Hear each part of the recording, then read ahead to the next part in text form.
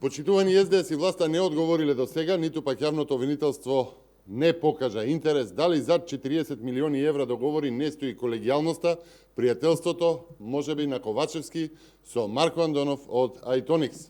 Од јавен интерес е да се одговори зошто се срушени сите рекорди во пари за тендери од ваков тип. Во 3 години 15 па 25 милиони евра за иста услуга и зошто за прв пат беше воведена пракса вакви договори да се прават на 3 години.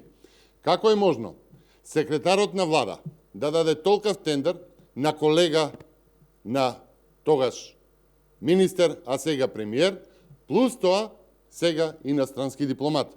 Владата во 2021 година го прифаќа Андонов, колегата на Ковачевски, за дипломат, конзул на Грузија во Македонија и му отвара конзулат.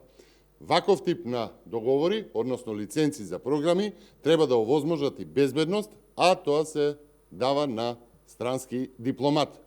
Почитувани, што тоа е подобрено во овие 3 години за да се плаќа 10 милиони евра повеќе.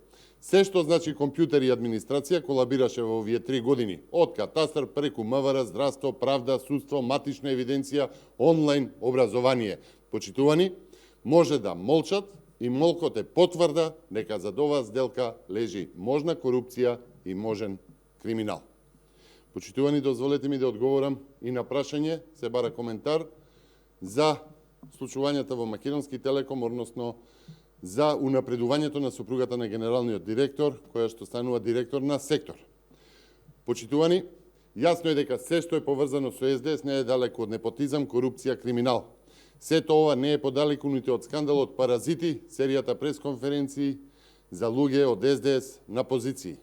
Не е тајна блискоста на Љушев со Ковачевски, не е толку далеку и скандалот со преходното унапредување на супругата, што е слика само за една атмосфера на неказнивост, самоволие и би рекол неморал.